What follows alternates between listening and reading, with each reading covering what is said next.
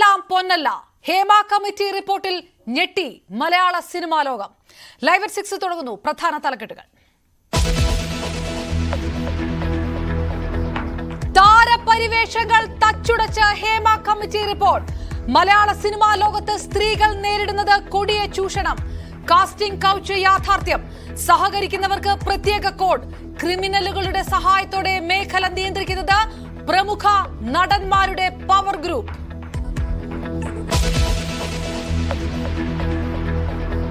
വാതിലിൽ മുട്ടുന്ന പുരുഷാധിപത്യം. വാതിൽ ചവിട്ടി പൊളിക്കുമോ എന്ന് പേടിച്ചാണ് പല നടികളും സെറ്റിൽ ഉറങ്ങുന്നത്. വിട്ടുവീഴ്ച ചെയ്യാത്തവർക്ക് അവസരമില്ല. സിനിമാ സെറ്റിൽ പ്രാഥമിക കൃത്യം നിർവഹിക്കാൻ പോലും അടിസ്ഥാന സൗകര്യമില്ല.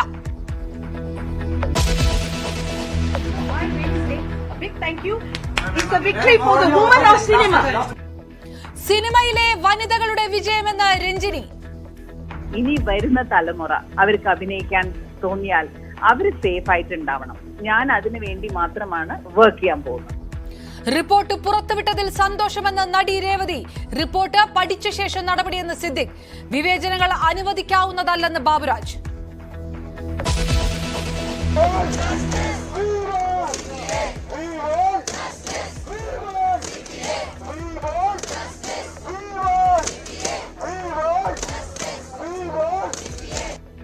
യുവ ഡോക്ടറുടെ കൊലപാതകത്തിൽ മമതാ സർക്കാരിനെതിരെ പ്രതിഷേധം ശക്തം. ആഭ്യന്തര മന്ത്രാലയത്തിന് മുന്നിൽ പ്രകടനം. മമതാ ബാനർജിക്കെതിരെ ആനന്ദ് ബോസ്. അറസ്റ്റ് തടയാൻ മെഡിക്കൽ കോളേജ് മുൻ പ്രിൻസിപ്പൽ ഹൈക്കോടതി.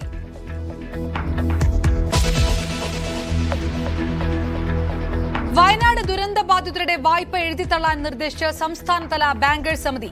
കാർഷിക വായ്പകൾക്കും സംരംഭക വായ്പകൾക്കും 1 വർഷത്തെ മൊറട്ടോറിയം. വായ്പ മുഴുവനായി എഴുതിത്തള്ളണമെന്ന് മുഖ്യമന്ത്രി. ദുരിതം അനുഭവിക്കുന്നവരിൽ നിന്ന് വായ്പയുടെ EMI പിടിച്ച ബാങ്കിനെതിരെ പ്രതിഷേധം.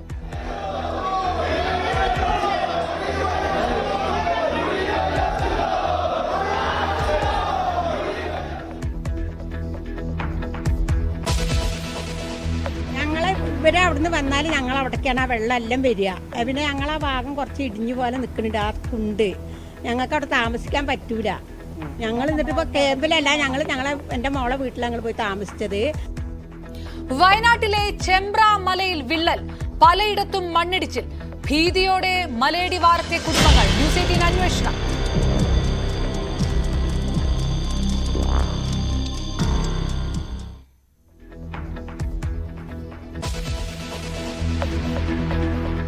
സിനിമാ മേഖലയിലെ സ്ത്രീകളുടെ പ്രശ്നങ്ങൾ പഠിച്ച ഹേമ കമ്മിറ്റി റിപ്പോർട്ട് പുറത്തുവിട്ടു. 233 പേജുകളാണ് പുറത്തുവിട്ടത്. സിനിമാ സെറ്റുകളിൽ സ്ത്രീകൾ കടുത്ത വിവേചനം നേരിടുന്നു എന്ന് റിപ്പോർട്ടിൽ പരാമർശിക്കുന്നു. മലയാള സിനിമയിൽ കാസ്റ്റിംഗ് കൗച്ച് ഉണ്ടെന്നും റിപ്പോർട്ടിലുണ്ട്. സിനിമയിൽ അവസരത്തിനായി കിടക്ക പങ്കിടാൻ ആവശ്യപ്പെടുന്നതായും സിനിമാ മേഖലയിലെ വളരെ പ്രശസ്തരായ ആളുകളിൽ നിന്നുപോലും ലൈംഗിക ചൂഷണം നേരിടേണ്ടി വരുന്നുവെന്ന് പല വനിതകളും മൊഴി നൽകിയതായും ഹേമ കമ്മീഷൻ റിപ്പോർട്ടിലുണ്ട്. സ്വകാര്യതയെ ബാധിക്കുന്ന വിവരങ്ങളും ആളുകളെ തിരിച്ചറിയുന്ന വിവരങ്ങളും പുറത്തുവിട്ടില്ല. അതേസമയം നടി രഞ്ജിനി ഹൈക്കോടതിയിൽ നൽകിയ ഹർജി ഈ മാസം 27-ന് പരിഗണിക്കാൻ മാറ്റി. VV അരുണിന്റെ റിപ്പോർട്ടിലേക്ക്.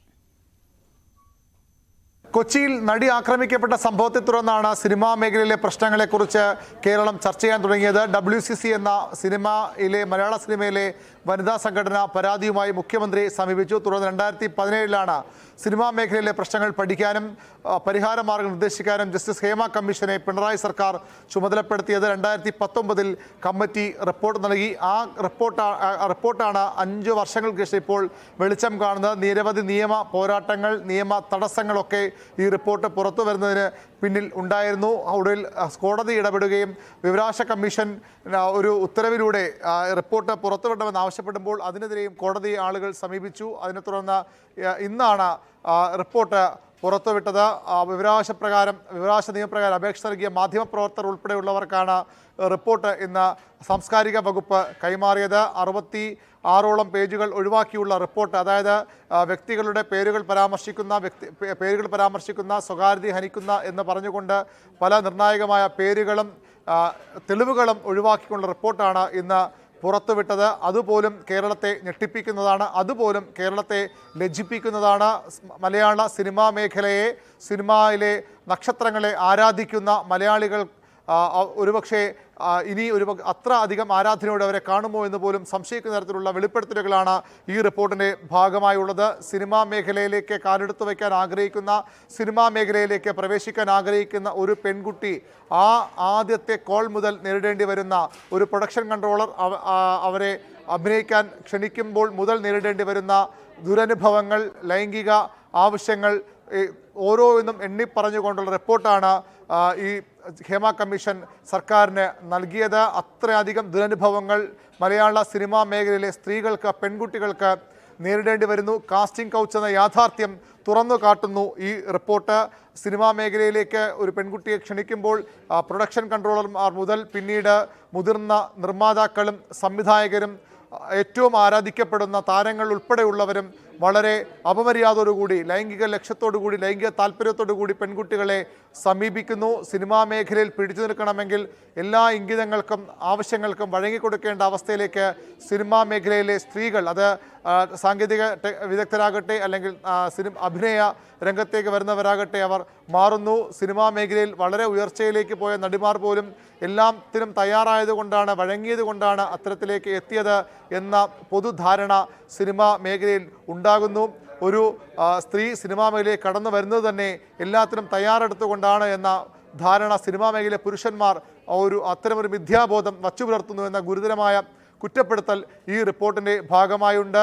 എല്ലാ പ്രതീക്ഷകളോടും കൂടി സിനിമാ മേഖലയിലേക്ക് വരുന്നവർക്ക് അനുഭവിക്കേണ്ടി വരുന്ന അവർക്കുണ്ടാകുന്ന ദുരനുഭവങ്ങളാണ് റിപ്പോർട്ടിൽ പ്രധാനമായും പറയുന്നത്.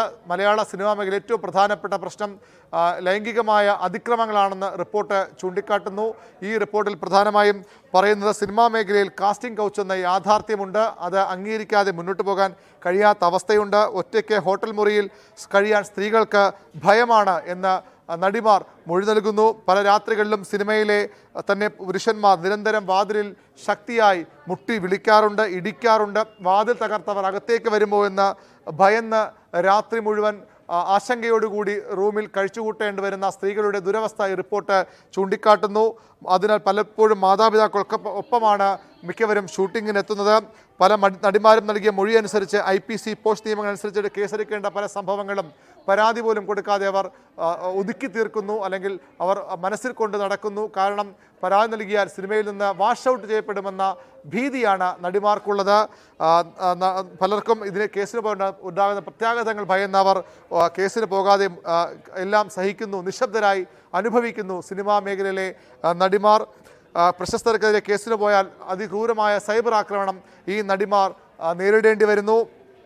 കോടതിയോ പോലീസ് സമീപിച്ചാൽ ജീവന് തന്നെ ഭീഷണി ഉണ്ടാകുന്ന ആശങ്ക അവർക്കുണ്ട്. തങ്ങളുടെ ജീവൻ മാത്രമല്ല, തങ്ങളുടെ പ്രിയപ്പെട്ടവരുടെ കുടുംബാംഗങ്ങൾക്ക് പോലും അപകടമുണ്ടാകുമെന്ന ഭീതി അവരെ ചുറ്റിപ്പറ്റി സിനിമാ മേഖലയിൽ നിലനിൽക്കുന്നു. നടിമാരെ പരസ്യമായി സൈബർ ഇടങ്ങളിൽ അശ്ലീല ഭാഷയിൽ ആക്രമിക്കുന്നു. സാമൂഹ്യ മാധ്യമങ്ങളിൽ അശ്ലീല ചിത്രങ്ങൾ ഉൾപ്പെടെ പോസ്റ്റ് ചെയ്യുമെന്ന് ഭീഷണിപ്പെടുത്തി നാണം കെടുത്തുന്നു. അവരെ അത്തരത്തിൽ പോസ്റ്റ് ചെയ്യുന്ന അവസരങ്ങളും ഉണ്ടായിട്ടുണ്ട്. സിനിമയിലെ ദുരനുഭവങ്ങൾ വെളിപ്പെടുത്തിയാൽ അത് വലിയ റിസ്ക് ആണെന്ന് നടിമാർക്ക് കമ്മീഷന് മുമ്പാകെ തുറന്നു പറയേണ്ടി വരുന്നു. അത് പലപ്പോഴും ഈ മൊഴി നൽകുമ്പോൾ പോലും അവർ ആ ഭയത്താലാണ് കമ്മീഷന് മുമ്പാകെ മൊഴി നൽകാൻ പോലും ഇരുന്നത്. മോശമായ അനുഭവം ഒരു നടനിൽ നിന്ന് മോശമായ അനുഭവം ഉണ്ടായതിൻ്റെ പിറ്റേന്ന് അയാളുടെ ഭാര്യയായി അഭിനയിക്കേണ്ട സാഹചര്യം ഉണ്ടായ ഒരു നടി കരഞ്ഞുകൊണ്ടാണ് ആ അനുഭവങ്ങൾ കമ്മീഷന് മുമ്പാകെ വിവരിച്ചത്. തലേദിവസത്തെ മോശം അനുഭവം മാനസികമായി തകർത്തതിനാൽ ഒരു ഷോട്ട് എടുക്കുന്നതിന് 17 റീടേക്കുകൾ വേണ്ടി വന്നുവെന്ന് ആ നടി കമ്മീഷനോട് തുറന്നു പറയുന്ന അവസ്ഥയുണ്ടായി. സ്ത്രീകൾ സിനിമാ മേഖലയിലേക്ക് കടന്നു വരുന്നത് കലയോടുള്ള ആഭിമുഖ്യം കാരണമാണെന്ന വസ്തുത സിനിമാ മേഖലയിലെ പുരുഷന്മാർ മറക്കുന്നു. അവർക്കങ്ങനെ ചിന്തിക്കാൻ പോലും കഴിയുന്നില്ല എന്ന് നടിമാർ പരാതിപ്പെടുന്നു. അവർ പേരിനും പ്രശസ്തിക്കും പണത്തിനുമായാണ് എത്തുന്നത്. ഒരു അവസരത്തിനായി ഏത് പുരുഷനോടൊപ്പം കിടക്ക പങ്കിടും ആ സ്ത്രീ എന്ന ചിന്തയാണ് പൊതുവിൽ സിനിമാ മേഖലയെ അടക്കി ഭരിക്കുന്നത്. സിനിമാ മേഖലയിലെ ചില പുരുഷന്മാർ അത്തരം മനോഭാവം മാത്രമുള്ളവരാണ്. ഒരു പെൺകുട്ടി ചൂഷണത്തെ എതിർക്കുന്നയാളാണെങ്കിൽ പിന്നീട് സിനിമയിലേക്ക് വിളിക്കാത്ത സാഹചര്യമുണ്ട്. അതുകൊണ്ട് തന്നെ ഈ ചൂഷണങ്ങൾ നിശബ്ദമായി ഏറ്റുവാങ്ങേണ്ടി വരുന്നു. സമഗ്രമായ പുരുഷാധിപത്യമുള്ള മേഖലയായി മലയാള സിനിമ വ്യവസായം മാറിയെന്ന കുറ്റപ്പെടുത്തൽ ഈ റിപ്പോർട്ടിൻ്റെ ഭാഗമായുണ്ട്.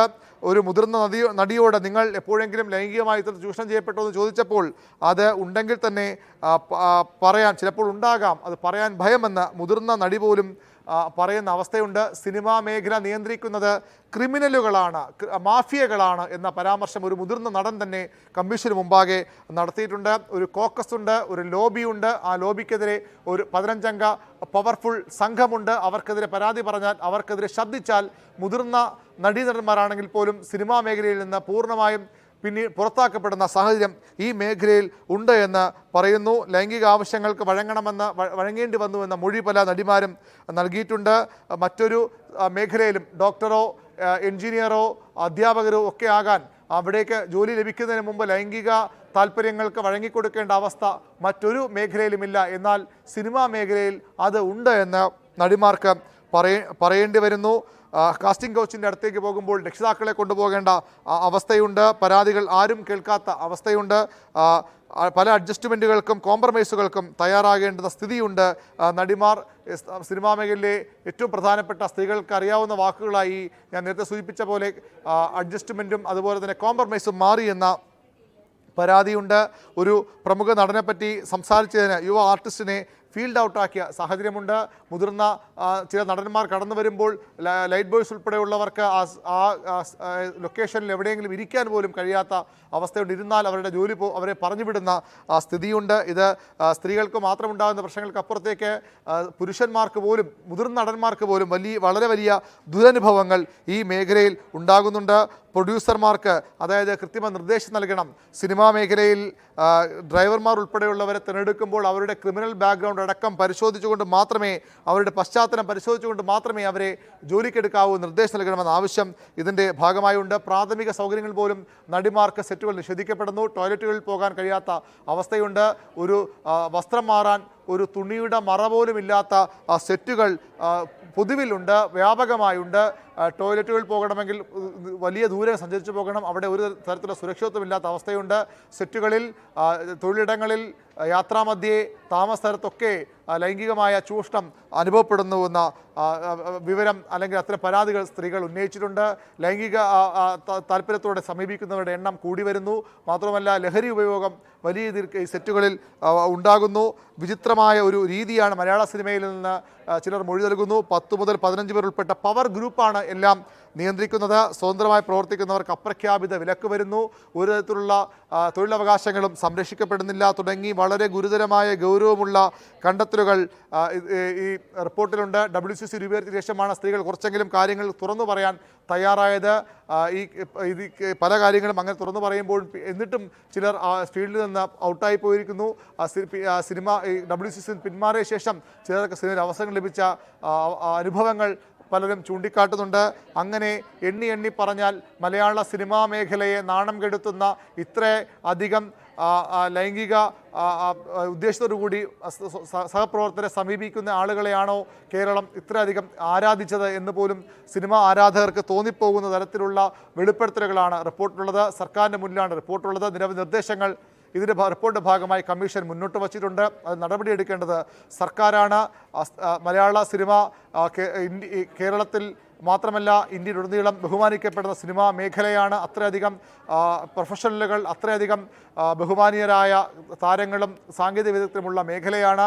ആ സിനിമാ മേഖലയാണിന്ന് ഇത്തരത്തിൽ തലകുനി നിൽക്കേണ്ട അവസ്ഥ ഉണ്ടായിരിക്കുന്നത്. ഇതിൽ സർക്കാരിൻ്റെ ഇടപെടൽ വളരെ നിർണായകമാണ്. ഒരു കാര്യം കൂടി പറയാം. ഈ റിപ്പോർട്ടിൽ പറയുന്ന പുരുഷന്മാർ എന്ന് പറയുമ്പോൾ സിനിമാ മേഖല എല്ലാ പുരുഷന്മാരെയും കുറിച്ചല്ല ഈ റിപ്പോർട്ടിൽ പരാമർശമെന്ന് ജസ്റ്റിസ് ഹേമ കമ്മീഷൻ തന്നെ ചൂണ്ടിക്കാട്ടുന്നു.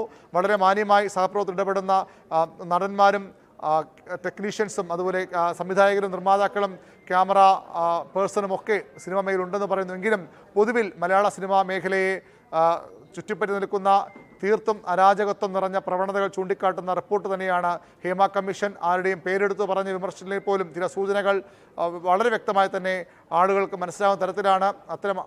അത്തരം വളരെ പ്രധാനപ്പെട്ട ആളുകളിലേക്ക് വിരൽ ചൂണ്ടുന്ന വിമർശനം കൂടി ഈ റിപ്പോർട്ടിൻ്റെ ഭാഗമായുണ്ട്. വരും ദിവസങ്ങളിൽ കേരളം ചർച്ച ചെയ്യപ്പെടാൻ പോകുന്ന റിപ്പോർട്ടാണ്. ഒരുപാട് തിരുത്തലുകൾ ആവശ്യമുള്ള റിപ്പോർട്ടാണ് ഇപ്പോൾ സർക്കാരിൻ്റെ മുന്നിൽ 5 വർഷങ്ങൾക്ക് മുമ്പ് സമർപ്പിക്കപ്പെട്ടതാണെങ്കിലും ഇപ്പോൾ ഇത് പുറത്തു വന്നതോടുകൂടി സർക്കാരിൻ്റെ ഉത്തരവാദിത്തങ്ങൾ വർദ്ധിക്കുകയാണ്. എങ്ങനെ ഈ സർക്കാർ ഈ വിഷയത്തിൽ ഇടപെടുമെന്നാണ് ഇനി കേരളം വളരെ ആകാംക്ഷയോടുകൂടി കാത്തിരിക്കുന്നത്. വിഷയം പഠിച്ച് വേണ്ട നടപടികൾ സ്വീകരിക്കുമെന്നായിരുന്നു താരസംഘടനയായ അമ്മയുടെ പ്രതികരണം. ഹേമ കമ്മിറ്റി റിപ്പോർട്ടിലെ പൂർണ്ണ വിവരങ്ങൾ പഠിച്ച ശേഷം വിശദമായി ഒരാഴ്ചയ്ക്കകം പ്രതികരിക്കും. ഇപ്പോൾ സ്റ്റേജ് ഷോയുടെ തിരക്കിലാണെന്നും അമ്മ ജനറൽ സെക്രട്ടറി നടൻ സിദ്ദിഖ് പറഞ്ഞു. സർക്കാരുമായി നിയമ നടപടികൾ സഹകരിക്കുമെന്നും അമ്മ പ്രതിനിധികൾ പറഞ്ഞു. സിനിമാ മേഖലയിൽ ജൂനിയർ ആർട്ടിസ്റ്റുകൾ വിവേചനം നേരിടുന്നുണ്ടെങ്കിൽ അത് അഡ്രസ് ചെയ്യുമെന്നും ഈ കാലഘട്ടത്തിൽ അത്തരം വിവേചനങ്ങൾ അനുവദിക്കാവുന്നതല്ല എന്നും ബാബുരാജ് പറഞ്ഞു. ഇത് പുറത്തു വന്നു എന്നുള്ളൊരു വാർത്തയിലൂടെയുള്ള അറിവല്ലാതെ എന്താണ് റിപ്പോർട്ടെന്നോ റിപ്പോർട്ടിന്റെ വിശദാംശങ്ങൾ എന്താണെന്നോ ഒന്നും ഞങ്ങൾക്ക് മനസ്സിലായിട്ടില്ല. അപ്പോൾ ഇത് ഏത് തരത്തിലാണ് ഞങ്ങളെ ബാധിക്കുന്നതെന്നോ ഏത് കാര്യത്തിനാണ് മറുപടി പറയേണ്ടതെന്നതിനെ പറ്റി വ്യക്തമായൊരു ധാരണയില്ല. 2-3 ദിവസമായിട്ട് ഞങ്ങൾ ഈ അമ്മ ഒരു ഷോ നടക്കുന്നതിൻ്റെ റിഹേഴ്സലുമായിട്ട് ബന്ധപ്പെട്ട് എല്ലാവരും എറണാകുളത്ത് കൂടിയിരിക്കുകയാണ്. അപ്പോൾ അതിനാണിപ്പോൾ ഞങ്ങൾ പ്രാധാന്യം കൊടുക്കുന്നത്. അപ്പോൾ ഈ വിവരമൊന്ന് അറിഞ്ഞിട്ട് അതിൻ്റെ ഡീറ്റെയിൽസ് എന്താണെന്ന് അറിഞ്ഞിട്ട് ആ റിപ്പോർട്ട് വിശദമായി പഠിച്ചിട്ട് എവിടെയാണ് മറുപടി പറയേണ്ടത്, എന്താണ് പറയുന്നത്, എന്താണ് പറയേണ്ടത് എന്നൊരു തീരുമാനം എടുക്കാം. ഇപ്പോൾ ഞാൻ മാത്രമല്ല, പ്രൊഡ്യൂസർ അസോസിയേഷൻ്റെ ജനറൽ സെക്രട്ടറി ബി രാകേഷുണ്ട്, ഞങ്ങളുടെ ജോയിന്റ് സെക്രട്ടറി ബാബുരാജുണ്ട്, വൈസ് പ്രസിഡന്റ് ജയനുണ്ട്, എല്ലാവരും ഉണ്ട്. അപ്പോൾ ഞങ്ങളിതെല്ലാവരും കൂടി ആലോചിച്ചിട്ട് ഇനി മറ്റ് സംഘടനകളുമായിട്ടും ഒക്കെ നമുക്ക് ആലോചിക്കേണ്ടതുണ്ട്. അതിന് റിപ്പോർട്ടിൻ്റെ ഒരു വിശദാംശങ്ങൾ അറിഞ്ഞെങ്കിൽ മാത്രമേ, റിപ്പോർട്ട് എന്താണെന്ന് പഠിച്ചെങ്കിൽ മാത്രമേ നമ്മൾ പറയാൻ പാടുള്ളൂ. കാരണം ഇത് വളരെ സെൻസിറ്റീവായ ഒരു കാര്യമാണ്. നമ്മൾ എന്തെങ്കിലും ഒരു വാക്ക് പറയുമ്പോഴോ ഒരു അക്ഷരം പറയുമ്പോഴോ വളരെ സൂക്ഷിക്കേണ്ടിയിരിക്കുന്നു. അപ്പോൾ എൻ്റെ വായിൽ നിന്നോ അല്ലെങ്കിൽ എൻ്റെ സഹപ്രവർത്തകരുടെ വായിൽ നിന്നോ ഇതിനെപ്പറ്റി അറിയാതെ എന്തെങ്കിലും പറഞ്ഞു പോയാൽ അത് ഭാവിയിൽ വലിയ ദൂഷ്യഫലങ്ങൾ ഉണ്ടാക്കും. അപ്പോൾ അതുകൊണ്ട് റിപ്പോർട്ടിനെ പറ്റി വിശദമായി പഠിച്ചതിന് ശേഷം തീർച്ചയായിട്ടും നിങ്ങളെ കാണുന്നതാണ്, നിങ്ങളോട് ഞങ്ങൾ അതിനെപ്പറ്റി ഞങ്ങളുടെ അഭിപ്രായം പറയുന്നതുമാണ്. അപ്പോൾ അതൊക്കെ എന്താണ്, എന്ത് രീതിയിലാണ് അങ്ങനെ വിവേചനം, ആർക്കാണ് ഉണ്ടായിട്ടുള്ളത്, ഇതിനെപ്പറ്റി ആരാണ് പരാതിപ്പെട്ടിട്ടുള്ളത്, ആർക്കെതിരെയാണ് പരാതി, ഇതൊക്കെ നമുക്കൊന്ന് വിശദമായി പഠിക്കേണ്ടിയിരിക്കുന്നു. അല്ലാതെ നമ്മളൊരു എന്തെങ്കിലും എവിടെന്നെങ്കിലും കേട്ടിട്ട് നമുക്ക് അതിനനുസരിച്ച് ഒരു മറുപടി പറയാൻ സാധിക്കില്ല. ആർക്കാണ് ആരോപണം, ഏത് രീതിയിലാണ് വിവേചനം ഉണ്ടായിട്ടുള്ളത്, അതൊക്കെ ഒന്ന് വിശദമായിട്ട് അറിഞ്ഞതിന് ശേഷം അതിനെപ്പറ്റി എന്തെങ്കിലും പറയാൻ സാധിക്കും. ഇത് തന്നെയാണ് ഞങ്ങൾക്കും പറയാനുള്ളത്. ഞങ്ങൾ ആലോചിച്ചിട്ടാണ് ഒരു മറുപടി പറഞ്ഞത്. ഈ സെയിം കാര്യങ്ങൾ തന്നെയാണ് ഞങ്ങൾക്ക് പറയാനുള്ളത്. ഞങ്ങൾ ഇവരുടെ കൂടെ ഇവിടെ ഷോയുമായിട്ട് ബന്ധപ്പെട്ട് ഇവിടെ ഉണ്ട്. അപ്പോൾ ഞങ്ങളും ഇത് പഠിച്ചതിന് ശേഷം മറുപടി പറയാം. കണ്ടമാനം പേജുകളുള്ള ഒരു റിപ്പോർട്ടാണല്ലോ. അപ്പോൾ ആ റിപ്പോർട്ടിൽ ഇപ്പം നിങ്ങൾ കാണിക്കുന്ന ഈ ചാനലിൽ കാണിക്കുന്നത് ഏതാനും ചില വരികൾ മാത്രമാണ്. അപ്പോൾ അത് എന്തിൻ്റെ അടിസ്ഥാനത്തിലാണ് അങ്ങനെ ഒരു വന്നതെന്ന് തീർച്ചയായിട്ടും ഇപ്പോൾ ജനറൽ സെക്രട്ടറി പോലെ നമുക്കെല്ലാവർക്കും ഒന്ന് വിശദമായി പഠിച്ചിട്ട് നമുക്കത് പറയണം. ഇപ്പം നിങ്ങൾ പറയുന്ന പോലെ അതിനകത്ത് എന്താണ് നടന്നിരിക്കുന്നത് എന്നാണ് തീർച്ചയായിട്ടും നമ്മളെ കൊണ്ട് ചെയ്യാൻ പറ്റുന്നതിൻ്റെ മാക്സിമം അതിന് ചെയ്യണം എന്നുള്ളതാണ് എൻ്റെ അഭിപ്രായം. അത് എന്താണ് അതിനകത്ത് പറഞ്ഞിരിക്കുന്നത്? കാരണം ഇപ്പോൾ ഇതിനകത്ത് ഇപ്പോൾ ജൂനിയർ ആർട്ടിസ്റ്റ് എന്ന് പറയുന്നു. ഇപ്പം ഞാനൊക്കെ ഒരു ജൂനിയർ ആർട്ടിസ്റ്റായിട്ട് വന്ന ആളാണ്. അപ്പോൾ എന്താണ് അതിനകത്ത് പറയണമെന്ന് അത് നമ്മളെ അല്ലേ, നമ്മൾ എത്രയോ നാൾ ഇതിനകത്ത് നമ്മൾ വർക്ക് ചെയ്തപ്പോൾ എന്താണ് അതിനകത്ത് പറഞ്ഞിരിക്കുന്നത് എന്ന് നമ്മൾ മനസ്സിലാക്കിയിട്ട് അതിനെല്ലാം പഠിച്ചിട്ട് അതിന് നമ്മൾ തീർച്ചയായിട്ടും പ്രതികരിക്കും. അല്ല, തീർച്ചയായിട്ടും ഇപ്പം എൻ്റെ വൈഫ് വാണിയൊക്കെ പറയാറുണ്ട്, പണ്ട് ഇപ്പോൾ പൊള്ളാച്ചിയിലൊക്കെ ഷൂട്ട് നടക്കുമ്പോൾ ഇവർ ഡ്രസ്സ് മാറിക്കൊണ്ടിരുന്നത് ഒരു സാരി ഇങ്ങനെ എല്ലാവരും മറച്ചു വെച്ചിട്ടൊക്കെയാണ്. അത് പണ്ടത്തെ കാലം അങ്ങനെയല്ലേ, ഇപ്പോഴെല്ലാം നമ്മൾ കാര്യങ്ങളൊക്കെ വന്നത്. ഇപ്പം കൊടുക്കണില്ലെങ്കിൽ അത് തെറ്റാണ്. കാരണം ഇപ്പോൾ നമുക്ക് ഈ പറയുന്ന പോലെ ഈ മൊബൈൽ കാലഘട്ടം വന്നപ്പോൾ ആർക്ക് വേണമെങ്കിലും അത് ഷൂട്ട് ചെയ്യാം, ആർക്ക് വേണമെങ്കിലും കാണിക്കാം. അങ്ങനെ ഇൻസെക്യൂരിറ്റി വന്നല്ലോ. പണ്ട് അങ്ങനെ ഒരു ഇതില്ല. അപ്പോൾ തീർച്ചയായിട്ടും നമ്മളിത് പഠിക്കട്ടെ, എന്താണെന്ന് മനസ്സിലാക്കിയിട്ട് തീർച്ചയായിട്ടും വേണ്ട കാര്യങ്ങൾ ചെയ്യുന്നു. അല്ലെന്നേ, ഇതൊരു സ്ത്രീ സൗഹൃദ വേദി തന്നെയാണ്. ഇതിനകത്ത് ഇപ്പം നിങ്ങൾ ധൈര്യത്തോടെ ഞങ്ങളോടൊന്ന് ചോദ്യങ്ങൾ ചോദിക്കുന്നില്ലേ? ആ ഞങ്ങളുള്ള വിശ്വാസം കൊണ്ടിട്ടല്ലേ. ഇത് എവിടെ സംഭവിച്ചു, ആർക്കാണ് സംഭവിച്ചത്, ആരാണ് പരാതിപ്പെട്ടത്, ഇതിനെക്കുറിച്ചൊരു വ്യക്തതയില്ല. ആർക്കും ആരെക്കുറിച്ചോ ആരോപണങ്ങൾ ഉന്നയിക്കാവുന്നൊരു കാലത്തല്ലേ നമ്മൾ ജീവിക്കുന്നത്. അപ്പം അതിന് സത്യം പറയട്ടെ, സത്യം പറഞ്ഞാൽ ഉറപ്പായിട്ടും നമ്മൾ സ്ത്രീപക്ഷത്ത് തന്നെ നിൽക്കുകയുള്ളൂ. കാരണം ഇതിനകത്ത് ഇപ്പം തന്നെ എത്രയോ സ്ത്രീകൾ നമ്മളുമായിട്ട് ഇടപെട്ട് വർക്ക് ചെയ്തു. നിങ്ങൾ കാണുന്നില്ലേ ഇവിടെ, ഇവർക്കൊക്കെ അത്ര സുരക്ഷിതത്വം ഉണ്ടെന്ന് ഉറപ്പുള്ളതുകൊണ്ടല്ലേ അവർ നമ്മളുമായിട്ട് ഇന്ററാക്ട് ചെയ്ത് ഇവിടെ വർക്ക് ചെയ്യുന്നത്. ആ ഉറപ്പ് നമ്മൾ എന്തായാലും കാത്തു സൂക്ഷിക്കുക, യാതൊരു സംശയവും വേണ്ട. അമ്മ ഭാരവാഹികളുടെ ആദ്യ പ്രതികരണങ്ങളാണ് കേട്ടത്. കൊച്ചിയിൽ അമ്മയുടെ ഷോയുടെ റിഹേഴ്സൽ നടക്കുന്നു. ആജ്ഞ രവീന്ദ്രൻ കൊച്ചിയിൽ നിന്ന് ചേരുന്നു. ആജ്ഞ, പ്രധാനപ്പെട്ട നടന്മാരടക്കം ഇത്തരം ലൈംഗിക അതിക്രമങ്ങൾക്ക് പിറകിലുണ്ട് എന്ന തരത്തിലുള്ള വിമർശനങ്ങളുള്ള റിപ്പോർട്ട്. സ്വാഭാവികമായിട്ടും അമ്മയുടെ ഷോ നടക്കുന്നു, പ്രമുഖ നടന്മാരടക്കം അവിടെയുണ്ട്. ഇതിനകത്ത് കൃത്യമായി ഉത്തരം പറയാനുള്ള ബാധ്യത അമ്മയെ സംബന്ധിച്ചിടത്തോളം ഉണ്ട്. അതിന് പകരം പഠിച്ചിട്ട് പറയാം എന്ന തരത്തിലുള്ള മറുപടി, അല്ലെങ്കിൽ ഇത് വ്യക്തമായിട്ട് ആരെയും ഉന്നമിട്ടുകൊണ്ടുള്ളതല്ല എന്ന തരത്തിലുള്ള ഒരു മറുപടിയാണോ അമ്മ ഭാരവാഹികളുടെ ഭാഗത്തു നിന്നുണ്ടായത്?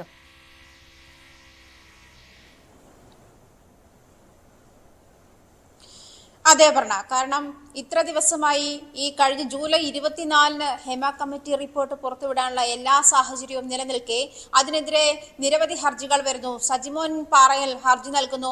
അതിനുശേഷം ആ ഹർജി ഹൈക്കോടതി നിരുപാധികം തള്ളുന്ന ഒരു സാഹചര്യം ഉണ്ടായി. തുടർന്ന് പിന്നീട് നടി രഞ്ജിനി ഇത് പുറത്തുവിടരുത് എന്നാവശ്യപ്പെട്ടുകൊണ്ട് എന്തായാലും ഹർജി നൽകുന്നു. എന്തായാലും ഇതൊക്കെ തള്ളി ഹേമ കമ്മിറ്റി റിപ്പോർട്ട് പുറത്തു വന്നിരിക്കുകയാണ്.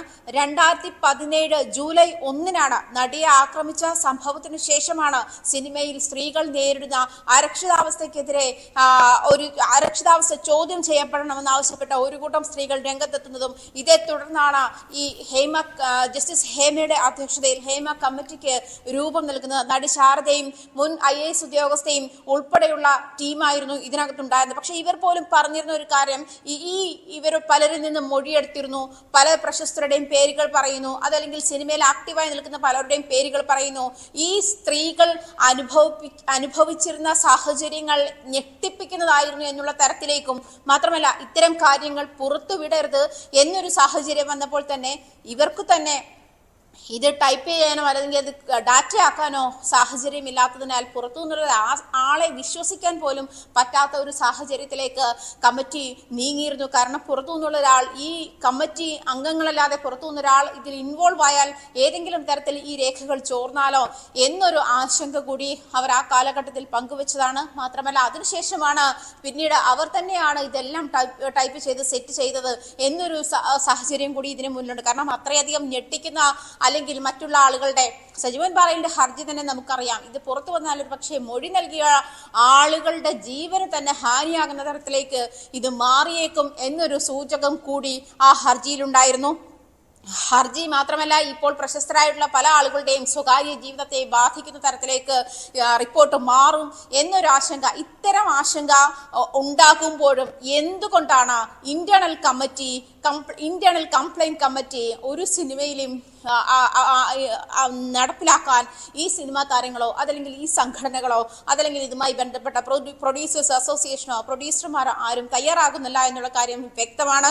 ഇപ്പൊ നമ്മൾ കാസ്റ്റിംഗ് കൗച്ച് ഉൾപ്പെടെയുള്ള കാര്യങ്ങൾ പറയുന്നു, ജൂനിയർ ആർട്ടിസ്റ്റുകളുടെ പ്രശ്നങ്ങൾ പറയുന്നു, അവർ നേരിടുന്ന വിവേചനങ്ങൾ പറയുന്നു. ഇപ്പോഴും പല സമയത്തും രാവിലെ ജോലിക്ക് കയറിയാൽ പല സമയത്തും ടൈംലെസ് ആയിട്ട് അൺലിമിറ്റഡ് ആയിട്ട് ജോലി ചെയ്യേണ്ടത് സാഹചര്യം വരുന്നു. മറ്റ് ആർട്ടിസ്റ്റുകൾക്കൊക്കെ ഇത്ര സമയം അല്ലെങ്കിൽ അവർ നിർദ്ദേശിക്കുന്ന സമയം കൊടുക്കുമ്പോൾ ജൂനിയർ ആർട്ടിസ്റ്റുകളുടെ അവസ്ഥ അതായിരുന്നില്ല. പലയിടത്തും ബാത്റൂമുകളില്ല, അതല്ലെങ്കിൽ സ്വകാര്യമായി വസ്ത്രം മാറാനുള്ള സാഹചര്യമില്ല.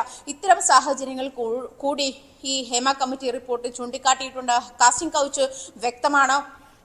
അതുപോലെ രാത്രിയിൽ അത് സ്റ്റാർ ഹോട്ടലിലായാലും സാധാരണ ഹോട്ടലിലായാലും രാത്രിയിൽ നടിമാർ താമസിക്കുന്ന മുറിക്ക് മുന്നിൽ വാതിലിൽ മുട്ടുക, പലപ്പോഴും വാതിൽ പൊളിഞ്ഞു പോകുമോ എന്ന് ഭയപ്പാടുണ്ടാക്കുന്ന തരത്തിലേക്ക് ആ തട്ടൽ മാറുന്നു എന്നുള്ള തരത്തിലും പലരും മൊഴി നൽകിയിട്ടുണ്ട്. ഇതിൽ നിന്നൊക്കെ വ്യക്തമാണ് കിടക്ക പങ്കിടാനാണ് അല്ലെങ്കിൽ തൊഴിൽ നേടണമെങ്കിൽ ശരീരം നൽകണം എന്നുള്ള ഒരു സാഹചര്യത്തിലേക്ക് സിനിമാ മേഖല മാറിയിരുന്നു, അധപ്പതിച്ചിരുന്നു എന്നുള്ള കാര്യമാണ് ഈ മൊഴികളിലൂടെ ഒക്കെ പുറത്തു വരുന്നത്. പക്ഷേ ഇതിനകത്ത് ഇത്ര കാലം എന്തുകൊണ്ടാണ്? പക്ഷെ ഇവിടെ ഉയർന്നു വരുന്ന ഒരു പ്രധാനപ്പെട്ട ചോദ്യം, സാധാരണ ഒരു മേഖലയിലാണെങ്കിൽ ഒരു പക്ഷേ ഇത്തരം ലൈംഗിക ചൂഷണത്തിന് സ്ത്രീകളെ ഏതെങ്കിലും ഒരു തൊഴിൽ മേഖലയിലാണെങ്കിൽ ഇത്തരം ലൈംഗിക ചൂഷണത്തിന് സ്ത്രീകളെ ഉപയോഗപ്പെടുത്തുന്ന ഒരാളെ ഒരുപക്ഷെ ആ മേലധികാരി അതല്ലെങ്കിൽ ആ തൊഴിലിന്റെ ഉടമകൾ അവരാരും വെച്ച് പൊറപ്പിക്കുന്ന ഒരു സാഹചര്യം ഉണ്ടാകില്ലായിരുന്നു. മറ്റൊരു മേഖലയിൽ ഒരു പക്ഷേ ഇത്തരം ഒരു സാഹചര്യം അവർ തന്നെ നമ്മളോട് ചോദിക്കുന്നുണ്ട്. നമ്മളൊരു നടനോട് ചോദിച്ചപ്പോൾ നിങ്ങൾ മാധ്യമ മേഖലയിൽ ഈ പ്രശ്നങ്ങൾ നേരിടുന്നു, പക്ഷെ മാധ്യമ മേഖലയിൽ ഇത്തരം പ്രശ്നങ്ങൾ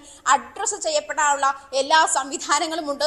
പക്ഷെ ഇത്രയും അധികം പോരാടിയിട്ടും WCC ഉൾപ്പെടെയുള്ള വനിതാ സംഘടന ഇത്ര അധികം ഇതിനുവേണ്ടി ഇനിഷ്യേറ്റീവ് എടുത്തിട്ടും പല നടിമാരും ഇതുമായി ബന്ധപ്പെട്ട് അമ്മ എന്ന താരസംഘടനയിൽ രാജിവെച്ചെന്ന സാഹചര്യം ഉണ്ടായിട്ട് പോലും ഇപ്പോഴും പറയുന്നത് ഇത് പ്രശ്നം പഠിക്കട്ടെ അല്ലെങ്കിൽ റിപ്പോർട്ട് പഠിക്കട്ടെ എന്നുള്ള ഒരു നിരീക്ഷണം അങ്ങേയറ്റം അപലപനീയമാണ് എന്ന് തന്നെ വേണം പറയാൻ. കാരണം ഒരുപക്ഷെ ഈ കമ്മീഷൻ റിപ്പോർട്ട് പുറത്തു വന്നില്ലായിരുന്നുവെങ്കിൽ അല്ലെങ്കിൽ ഈ കമ്മീഷൻ റിപ്പോർട്ടിന് വേണ്ടി ഹേമ കമ്മിറ്റി തന്നെ സർക്കാരിന്റെ മുന്നിൽ ആദ്യഘട്ടത്തിൽ ഹേമ കമ്മിറ്റി തന്നെയാണ് ഇങ്ങനൊരു നിർദ്ദേശം വെച്ചത്. ഈ റിപ്പോർട്ട് അങ്ങേയറ്റം കോൺഫിഡൻഷ്യലായി സൂക്ഷിക്കണമെന്നും പിന്നീട് ഇങ്ങനെ ഒരു റിപ്പോർട്ട് വരുമ്പോൾ ഇത് ട്രൈബ്യൂണലാക്കി മാറ്റണമെന്നും കമ്മീഷൻ ശുപാർശ ചെയ്യുകയുണ്ടായി. പക്ഷെ പിന്നീട് ഇങ്ങനെ റിപ്പോർട്ട് വരുമ്പോൾ പല ആളുകളും വിവരാവകാശ പ്രകാരം 5 വിവരാവകാശ രേഖകളാണ് ഇത് ആവശ്യപ്പെട്ട് റിപ്പോർട്ടിന്റെ കോപ്പി കിട്ടാൻ ആവശ്യപ്പെട്ട് ആജ്ഞ രവീന്ദ്രൻ കൊച്ചിയിൽ നിന്ന് ഹേമ കമ്മിറ്റി റിപ്പോർട്ടിൽ അമ്മയുടെ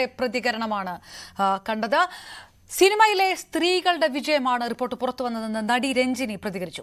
സിനിമയിൽ ട്രൈബ്യൂണൽ വേണമെന്ന ആവശ്യം കമ്മിറ്റി അംഗീകരിച്ചത് വലിയ സന്തോഷം നൽകുന്നു. സ്ത്രീകൾ സിനിമാ മേഖലയിൽ പ്രശ്നങ്ങൾ നേരിടുന്നുവെന്നത് വാസ്തവമാണ്.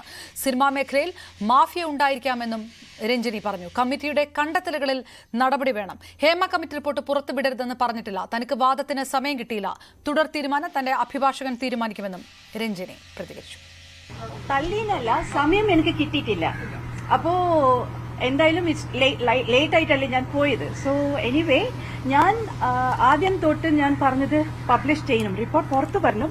പക്ഷെ ഞാൻ സ്റ്റേറ്റ്മെന്റ് കമ്മിറ്റിയിൽ തന്ന കാരണം കൊണ്ട് I need to see my statement because എനിക്ക് അത് കിട്ടിയിട്ടില്ല. അത് കാരണമാണ് ഞാൻ പറഞ്ഞു ആദ്യം ഞാൻ സ്റ്റേറ്റ്മെന്റ് കണ്ടിട്ട് ഞാൻ പറഞ്ഞത് അത് റിപ്പോർട്ടിൽ ഉണ്ടോ കൗണ്ടർ ചെക്ക് ചെയ്യാനാണ് ഞാൻ പറഞ്ഞത്. പക്ഷേ ഞാൻ റിപ്പോർട്ട് ഒരിക്കലും പുറത്ത് വിടാൻ പാടില്ല ഞാൻ പറഞ്ഞിട്ടില്ല. ഫ്രോം ദ ബിഗിനിങ് ഇറ്റ്സെൽഫ് ഞാൻ അത് പറയുന്നുണ്ട്.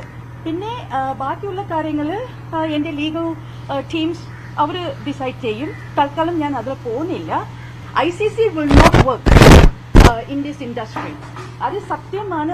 ഇത് നേരത്തെ തൊട്ട് ഞാൻ ഇത് പറയുന്നതാണ്.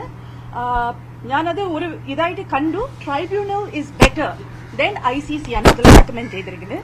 So I am very very happy. So ഇനി ബാക്കി കാര്യങ്ങൾ എന്റെ ലീഗൽ ടീം ഡിസൈഡ് ചെയ്തിട്ട് ഞാൻ ഒരു റിലീസ് ചെയ്യാം. So I really say a big thank you. It's a victory for the women of cinema. വൈകിയാണെങ്കിലും റിപ്പോർട്ട് പുറത്തുവിട്ടതിൽ സന്തോഷമെന്ന് നടി രേവതി. ഇനി വരുന്ന തലമുറയെങ്കിലും സുരക്ഷിതരാകണമെന്നും രേവതി പ്രതികരിച്ചു. I am happy. ഒരുപാട് നന്ദിയുണ്ട്. ആൾക്കാര് നമ്മള് എന്താ പറയാ ട്രസ്റ്റ് ചെയ്തു. ഇത് പുറത്തു വരണം എന്ന് ആഗ്രഹിച്ച ഒരുപാട് പേരുണ്ട്. അവർക്ക് എല്ലാവർക്കും നന്ദി. And I'm happy that the Kerala government did this. കുറച്ച് ഡിലേഡ് ആയാലും ഒരു ഡിലേഡ് ജസ്റ്റിസ് ആണ്. എന്നാലും it is good. ഇതൊരു ഫൗണ്ടേഷൻ ആയിട്ട് മാറ്റിയിട്ട് പല കാര്യങ്ങൾ മാറ്റാനുള്ള ശ്രമങ്ങൾ WCC മെമ്പേഴ്സ് ആയിട്ട് ഞങ്ങൾ എല്ലാവരും ചെയ്യും. I'm sure Justice Hemam, മറ്റേ committee members must have done complete justice to what is written. Our industry is also has its problems, but at the same time ഇതൊരു വലിയൊരു കൂട്ടായ്മയാണ്. അപ്പൊ അതിലും ഇങ്ങനത്തെ കാര്യങ്ങൾ നടക്കുമ്പോഴാണ് ഞങ്ങൾക്ക് we wanted that we need to make a change. Report ചെയ്യപ്പെട്ട incidents മാത്രമല്ല എന്റെ പ്രശ്നം. എന്റെ കാര്യങ്ങൾ ഇത് കഴിഞ്ഞിട്ട് നമ്മൾ എന്താ ചെയ്യാൻ പോകുന്നത്, ഈ ഇൻഡസ്ട്രീനെ കുറേ കൂടി സേഫ് ആക്കാൻ എന്താ ചെയ്യാൻ പോകുന്നത് എന്നാണ് ഞങ്ങൾ എല്ലാവരും ഇരുന്ന് ഡിസ്കസ് ചെയ്യാൻ പോകുന്നത്. സോ അതാണ് ഞങ്ങളുടെ അടുത്ത ഒരു സ്റ്റെപ്പ്. റിപ്പോർട്ട് ഒരു കോംപ്രിഹെൻസീവ് റിപ്പോർട്ടാണ്. ഇതിൽ നിന്ന് ഞങ്ങൾ പഠിച്ച് അതിൽ നിന്ന് ചില കാര്യങ്ങൾ മനസ്സിലാക്കിയിട്ട് ഇനി മാറ്റങ്ങൾ വരുത്താനുള്ള രീതികളും എന്താ പറയാ ലോസും അത് of course I think Kerala government ഞങ്ങളെ തീർച്ചയായിട്ടും സപ്പോർട്ട് ചെയ്യും. സോ ഇന്റേണൽ കംപ്ലൈന്റ് കമ്മിറ്റി രൂപീകരിച്ച പോലെ ഇനി പല കാര്യങ്ങളും ചെയ്യാൻ ആഗ്രഹമുണ്ട്. The report is much bigger than any individual opinion. ഇനി വരുന്ന തലമുറ, എന്റെ മകൾ if she wants to act, അല്ല എന്റെ ഫ്രണ്ട്സിന്റെ മക്കൾക്ക് അവർക്ക് അഭിനയിക്കാൻ തോന്നിയാൽ അവർ സേഫ് ആയിട്ട് ഉണ്ടാവണം. അത് മാത്രമാണ് എന്റെ ആഗ്രഹം. ഞാൻ അതിനു വേണ്ടി മാത്രമാണ് എന്താ പറയാ വർക്ക് ചെയ്യാൻ പോകുന്നത്. ഹേമ കമ്മിറ്റി റിപ്പോർട്ട് പുറത്തു വന്നതിന് പിന്നാലെ വിവാദ പ്രതികരണവുമായി നടൻ ഷൈൻ ടോം ചാക്കോ. പീഡിപ്പിച്ചു എന്ന് ഒരു സ്ത്രീ ഒരു വ്യക്തിയെ ചൂണ്ടി പറയുന്നുണ്ടെങ്കിൽ ആ വ്യക്തി തന്റെ സുഹൃത്തോ സഹപ്രവർത്തകനോ ആണെങ്കിൽ രണ്ടുപേർക്കൊപ്പവും തനിക്ക് നിൽക്കേണ്ടി വരുമെന്ന് നടൻ പറഞ്ഞു. പുതിയതായി സിനിമയിലേക്ക് വരുന്ന പെൺകുട്ടിയെ ആരും പിടിച്ചു വെച്ചൊന്നും ചെയ്യില്ലെന്നും ഷൈൻ ടോം ചാക്കോ പറഞ്ഞു. കലാകാരന്മാർക്ക് ലഹരി ഉപയോഗിക്കാമെന്നത് അംഗീകരിക്കപ്പെട്ടതല്ലേ എന്നും നടൻ ചോദിച്ചു. പീഡനങ്ങൾ നേരിടുന്നുണ്ടെങ്കിൽ പീഡിപ്പിക്കുന്നവരോടല്ല ചോദിക്കേണ്ടത്. ഞാൻ സ്ത്രീയുമായി പീഡിപ്പിക്കാറില്ല, ഞാൻ പീഡിപ്പിക്കുന്നതായി കണ്ടിട്ടില്ല. മനസ്സിലായോ? കണ്ടിട്ടുമില്ല, ഇനി അറിയത്തുമില്ല എന്നുള്ളതല്ല. അതൊരു സ്ത്രീ പറയുമ്പോഴാണല്ലോ നമ്മൾ അറിയുന്നത്. അങ്ങനെ ഒരു സ്ത്രീ പീഡനത്തിന് ഇരയായി എന്ന് പറയുന്നതിന് മുന്നേ ആ സ്ത്രീയും ആ വ്യക്തിയും തമ്മിൽ ഇടപാടുണ്ടല്ലോ, അല്ലേ? അപ്പൊ തന്നെ ആ സ്ത്രീ കാരണം നോക്കി ഒരെണ്ണം കൊടുത്താ തീരാവുന്നല്ലോ ഈ പ്രശ്നം. Why should? ഈ റിപ്പോർട്ടിൽ പറയുന്ന കാര്യങ്ങൾ ഞാൻ അംഗീകരിക്കുന്നുണ്ട്. അത് പക്ഷേ ഇവിടെ മാത്രം സംഭവിക്കുന്ന കാര്യമല്ല, നമ്മുടെ ചുറ്റും നടക്കുന്ന കാര്യങ്ങളായിട്ടാണ്. കൂടുതൽ വാർത്തകൾ ഇടവേളയ്ക്ക് ശേഷം. ഹേമ കമ്മിറ്റി റിപ്പോർട്ട് പ്രസിദ്ധീകരിക്കാൻ വൈകിയത് സർക്കാരിന്റെ തലയിൽ കെട്ടിവെക്കേണ്ടെന്ന് മന്ത്രി സജി ചെറിയാൻ പറഞ്ഞു. ഒരു പരാതിയും ഒരു അഭിനേത്രിയും ഇതുവരെ നൽകിയിട്ടില്ല. WCC പോലെയുള്ള സംഘടനകൾ പരാതി നൽകിയിട്ടുണ്ട്. പരാതിയുള്ളവർക്ക് നൽകാവുന്നതാണ്, അത് രഹസ്യമായിരിക്കും. സിനിമാ മേഖലയിൽ വലിയ ഇടപെടലാണ് സർക്കാർ നടത്തിയത്. പുറത്തുവിടാത്ത ഭാഗം താൻ വായിച്ചിട്ടില്ല. റിപ്പോർട്ട് കയ്യിൽ കിട്ടിയാൽ വായിക്കുമെന്നും മന്ത്രി പറഞ്ഞു. റിപ്പോർട്ട് പ്രസിദ്ധീകരിക്കേണ്ട എന്ന് പറഞ്ഞത് വിവരാവകാശ കമ്മീഷനാണെന്നും സജി ചെറിയാൻ പറഞ്ഞു. സർക്കാരിനകത്തുള്ള ഉത്തരവാദിത്വം തികച്ചും സുതാര്യമാണ്. ആ ഉത്തരവാദിത്തത്തിന് കാരണം ചില കാര്യങ്ങളിൽ വ്യക്തത വരുത്തേണ്ടതുണ്ട്. സിനിമാ സീരിയൽ രംഗത്ത് ഇടപെടേണ്ട ആ ഇടപെടലിന് ആവശ്യമായ ഒരു മാർഗരേഖയാണ് ഈ കമ്മീഷൻ. ആ റിപ്പോർട്ട് വിശദമായി തന്നെ നിഗമനങ്ങളും നിർദ്ദേശങ്ങളും പരിശോധിക്കും. തുടർ നടപടികൾ സ്വീകരിക്കും. ഈ ഗവൺമെന്റ് വന്നതിന് ശേഷം വ്യക്തിപരമായ ഒരു പരാതിയും ഏതെങ്കിലും ഒരു സ്ത്രീ മന്ത്രി എന്ന നിലയിൽ തന്നിട്ടില്ല. തരാത്തൊരു കാര്യത്തിൽ നിയമ നടപടി സ്വീകരിക്കണമെന്ന് പറയാൻ പറ്റുമോ? പിന്നെ ഗവൺമെന്റ് എന്തുകൊണ്ടാണ് ഒരു കമ്മിറ്റി നിയോഗിച്ചത്? ആ രംഗത്തെ പ്രശ്നങ്ങളെ കുറിച്ച് പഠിക്കാൻ, എന്താണ് ഭാവിയിൽ ആ രംഗത്തെ പ്രശ്നങ്ങൾ പരിഹാരം കാണാൻ. ആ റിപ്പോർട്ട് വന്നപ്പോൾ ആ റിപ്പോർട്ട് പ്രസിദ്ധീകരിക്കേണ്ട എന്ന് പറഞ്ഞത് മുൻ വിവരാവകാശ കമ്മീഷനാണ്. അതിനുശേഷം അത് പ്രസിദ്ധീകരിച്ചില്ല. അപ്പോഴാണ് അതിന്മേൽ കേസിന് പോകുന്നത്. ഇപ്പോഴത്തെ വിവരാവകാശ കമ്മീഷൻ അത് പ്രസിദ്ധീകരിക്കാൻ പറഞ്ഞില്ല. ഞങ്ങൾ പറഞ്ഞില്ല പ്രസിദ്ധീകരിക്കട്ടെ. അപ്പോൾ ഹൈക്കോടതി പോയി. അതിന്റെ വിശദാംശം പോലല്ല, കോടതി പറഞ്ഞ ദിവസം കൃത്യസമയത്ത് തന്നെ അത് പ്രസിദ്ധീകരിക്കുകയും ചെയ്തു. കേരളത്തിലെ സ്ത്രീ സുരക്ഷയ്ക്ക് വലിയ പ്രാധാന്യമാണ് ഗവൺമെന്റ് കൊടുക്കുന്നത്, ഇനിയും കൊടുക്കും. അത്തരത്തിലുള്ള ഏതെങ്കിലും പരാതികൾ സർക്കാരിന്റെ മുന്നിൽ വന്നാൽ കർശനമായ നടപടി തുടർന്നുകൊണ്ടാകും. ഹേമ കമ്മിറ്റി റിപ്പോർട്ടിൽ അടിയന്തരമായി നടപടിയെടുക്കണമെന്ന് VD സതീശൻ. സിനിമാ രംഗത്തെ സ്ത്രീകളുടെ മൊഴികളുടെ അടിസ്ഥാനത്തിലാണ് റിപ്പോർട്ട്. തൊഴിലിടത്തിൽ സ്ത്രീകൾക്ക് അഭിമാനത്തോടെ ജോലി ചെയ്യാൻ കഴിയണം. റിപ്പോർട്ട് പൂഴ്ത്തിവെച്ചത് ആരെ സംരക്ഷിക്കാനാണെന്നും VD സതീശൻ ചോദിച്ചു. ഇത്രയും ഈ സ്ത്രീ അനുകൂല വർത്തമാനം മാത്രം പറയുന്ന, സ്ത്രീപക്ഷ വർത്തമാനം മാത്രം പറയുന്ന ആളുകൾ അധികാരത്തിലിരിക്കുമ്പോൾ ഇത്രമാത്രം വലിയൊരു സ്ത്രീ വിരുദ്ധത നടന്നിട്ട് അതിനെ സംബന്ധിച്ച് ഒരു നടപടിയും സ്വീകരിച്ചില്ല എന്ന് മാത്രമല്ല, ആ റിപ്പോർട്ട് പുറത്തുവിടാതെ ഇരുന്നത് ആരെ രക്ഷിക്കാനാണ്, ആർക്ക് വേണ്ടിയാണ്, എന്തിനു വേണ്ടിയാണെന്ന് മുഖ്യമന്ത്രി വ്യക്തമാക്കണം. എന്തിനു വേണ്ടിയിട്ടാണ് ഈ റിപ്പോർട്ടിന്റെ മീതെ അടയിരുന്നത്? എന്തിനാണ് ഇങ്ങനെ ഒരു കമ്മീഷൻ വെച്ചത്? ആ കമ്മീഷൻ ഇതുപോലെ ഞെട്ടിക്കുന്ന ഒരു റിപ്പോർട്ട് തന്നിട്ട് 4.5 വർഷക്കാലം എന്ത് ചെയ്യുകയായിരുന്നു സർക്കാർ? അടിയന്തരമായി ഹേമ കമ്മീഷൻ റിപ്പോർട്ടിന്റെ ശുപാർശകളിന്മേൽ നടപടിയെടുക്കണം. ഒന്ന്. രണ്ടാമത്, ഈ പറയുന്ന ലൈംഗിക ചൂഷണത്തിനും ക്രിമിനൽ വൽക്കരണത്തിനും അനാവശ്യമായ ലഹരി ഉപയോഗങ്ങളും എല്ലാത്തിനുമെതിരായിട്ടുള്ള അന്വേഷണം നടക്കണം. ലൈംഗിക ചൂഷണത്തിനെതിരായി സീനിയർ IPS, വനിതാ IPS ഉദ്യോഗസ്ഥന്മാരുടെ ഒരു ടീമിനെ കൊണ്ട് അന്വേഷിപ്പിക്കണം, അടിയന്തരമായിട്ട് അന്വേഷിക്കണം. എത്ര വലിയ കൊമ്പന്മാരാണെങ്കിലും എത്ര വലിയ ആളുകളാണെങ്കിലും സ്ത്രീ വിരുദ്ധ പ്രവർത്തനം നടത്തിയിട്ടുള്ള, ലൈംഗിക ചൂഷണം നടത്തിയിട്ടുള്ള ആളുകളെ നിയമത്തിന്റെ മുന്നിൽ കൊണ്ടുവരണം. അതൊരു സർക്കാരിന്റെ ചുമതലയാണ്. ഹേമ കമ്മിറ്റി റിപ്പോർട്ടിന്മേൽ സർക്കാർ നടപടിയുണ്ടാകുമെന്ന് CPM സംസ്ഥാന സെക്രട്ടറി MV ഗോവിന്ദൻ. എല്ലാ വിവരങ്ങളും പുറത്തുവരട്ടെ, അതിന്റെ അടിസ്ഥാനത്തിൽ സർക്കാർ ഫലപ്രദമായ നടപടി സ്വീകരിക്കണം. സ്ത്രീ വിരുദ്ധമായ പശ്ചാത്തലമാണ് ഇന്ത്യൻ സമൂഹത്തിലുള്ളതെന്നും MV ഗോവിന്ദൻ പറഞ്ഞു.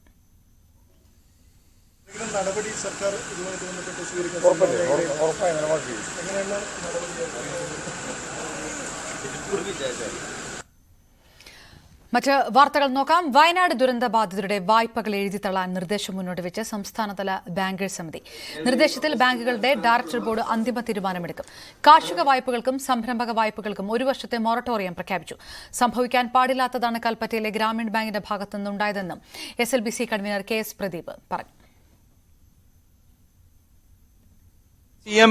CMന്റെ നിർദ്ദേശം പൂർണ്ണമായിട്ടും റൈറ്റ് ഓഫ് ചെയ്യണമെന്നായിരുന്നു. ഇപ്പൊ നമ്മൾ ആദ്യമായിട്ട് നമ്മൾ ചെയ്യാൻ അവരെടുത്ത് നിർദ്ദേശിച്ചിട്ടുള്ളത് ഈ മരിച്ചവരും, പൂർണ്ണമായിട്ട് മരിച്ചവരും, ഈ ബ്രെഡ് വിന്നർ മരിച്ചവരും, കുടുംബനാഥൻ മരിച്ച അല്ലെങ്കിൽ വേറെ വരുമാനം ഇല്ലാത്ത കേസസ് ആണ്. പിന്നെ രണ്ടാമത്തെ കാര്യം മൊറട്ടോറിയം, അത് നമുക്ക് തീരുമാനിക്കാം. മൊറട്ടോറിയം പ്രഖ്യാപിച്ചു. അതായത് 50% മുകളിൽ ക്രോപ്പ് ലോസ് ഉള്ള കേസും പിന്നെ MSME ലോൺസിനും മൊറട്ടോറിയം നമ്മൾ പ്രഖ്യാപിച്ചു. അത് 1 വർഷത്തെ മൊറട്ടോറിയം, ടോട്ടൽ 5 വർഷം, അതിൽ 1 വർഷം മൊറട്ടോറിയം. അതാണ് വേറൊരു തീരുമാനം. ഇവർക്ക് എല്ലാവർക്കും തന്നെ ഫ്രഷ് ലോൺസ്, കൺസംഷൻ ലോൺസ് 10,000 ആണ് റിസർവ് ബാങ്ക് നിഷ്കർഷിക്കുന്നത്. 25,000 എങ്കിലും മിനിമം കൊടുക്കണം എന്നുള്ള ഒരു നിർദ്ദേശം എല്ലാ ബാങ്കും കൊടുക്കുകയുണ്ടായി. ദുരന്തബാധിതരുടെ വായ്പ മുഴുവനായി എഴുതി തള്ളപ്പെടുന്ന യോഗത്തിൽ മുഖ്യമന്ത്രി ആവശ്യപ്പെട്ടു. വായ്പാടവിന് അവധി നൽകലോ പലിശ ഇളവോ പരിഹാരമാകില്ല.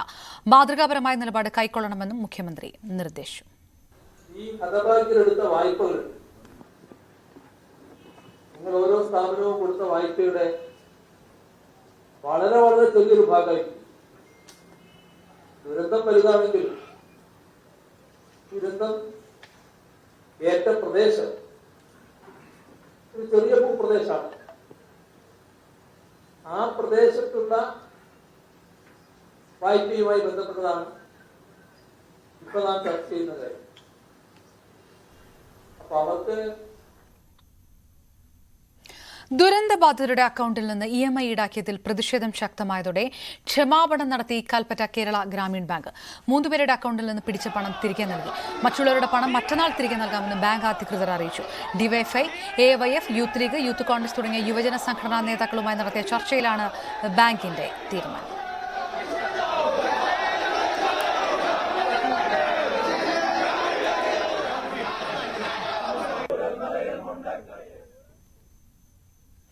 രാവിലെ മുതൽ ബാങ്കിന് മുന്നിൽ പ്രതിഷേധവുമായി യുവജന സംഘടനകൾ സംഘടിച്ചിരുന്നു. ഡിവൈഎഫ്ഐ പ്രവർത്തകർ ബാങ്കിലേക്ക് തള്ളിക്കയറി.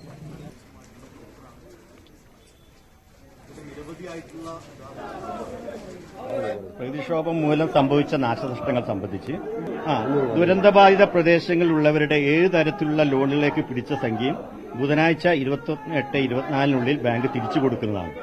കൂടാതെ ഇടപാടുകാർക്ക് ഇതുമൂലം വന്ന ബുദ്ധിമുട്ടുകളിൽ ബാങ്ക് ഖേദം പ്രകടിപ്പിക്കുന്നു.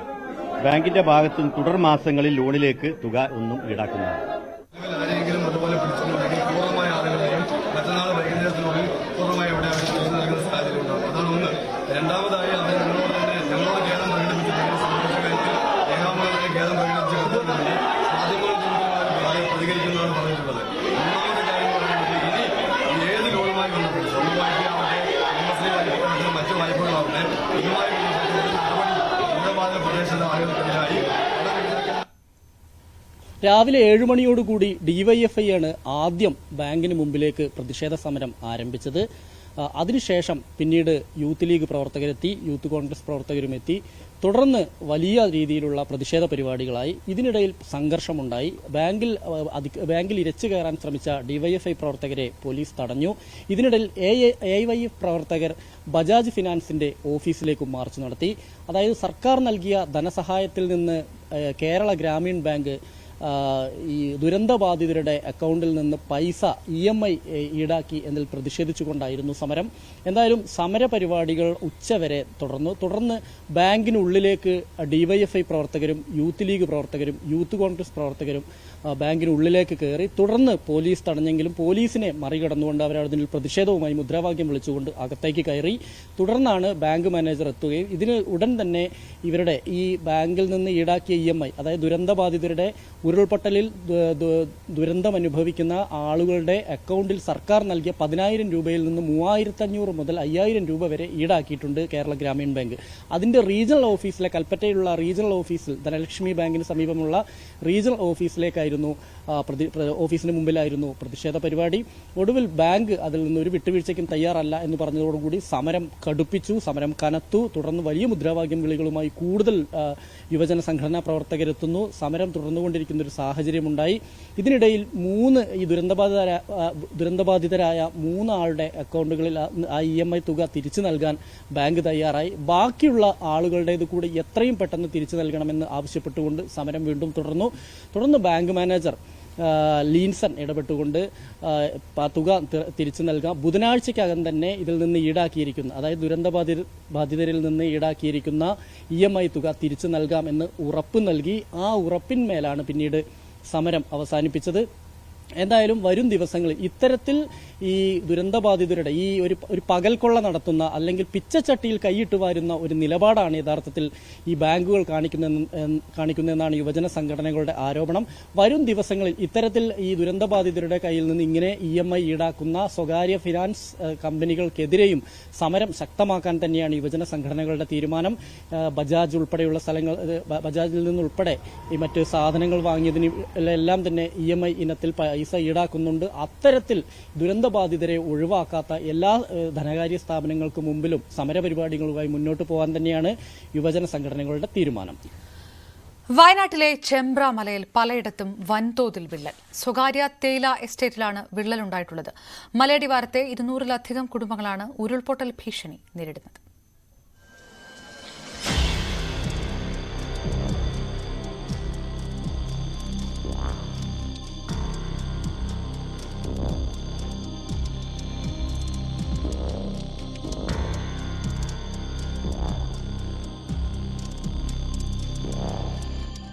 ചെമ്പ്രമലയിലെ സ്വകാര്യ ടീ എസ്റ്റേറ്റിലാണ് പലയിടത്തും വലിയ തോതിൽ വിള്ളലുണ്ടായിരിക്കുന്നത്. 20 ഡിഗ്രിയിൽ കൂടുതൽ ചെരിഞ്ഞ പ്രദേശം വിണ്ടുകീറി വെള്ളമൊഴുകുന്നുണ്ട്.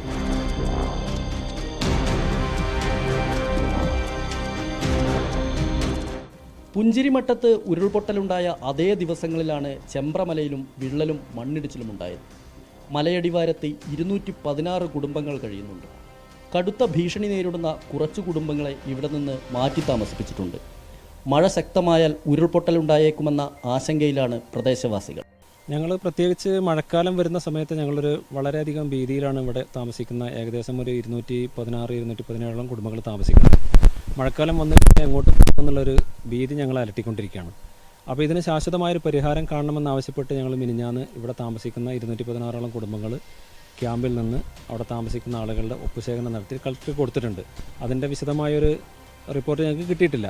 അവരിവിടെ ജനവാസയോഗ്യമാണോ എന്നുള്ള റിപ്പോർട്ട് കിട്ടിയതിന് ശേഷം മാത്രമേ ഞങ്ങൾക്ക് ഇവിടെ താമസിക്കാൻ പറ്റൂ ഇല്ലെന്നുള്ള അറിയാൻ പറ്റുള്ളൂ. ഞങ്ങൾ 22, പിന്നെ താഴെ 22, ഇവർ മേലെ 22. ഇവരെ അവിടുന്ന് വന്നാൽ ഞങ്ങൾ അവിടേക്കാണ് ആ വെള്ളം എല്ലാം വരിക. പിന്നെ ഞങ്ങളാ ഭാഗം കുറച്ച് ഇടിഞ്ഞു പോലെ നിൽക്കുന്നുണ്ട്. ആ കുണ്ട് ഞങ്ങൾക്ക് അവിടെ താമസിക്കാൻ പറ്റൂല.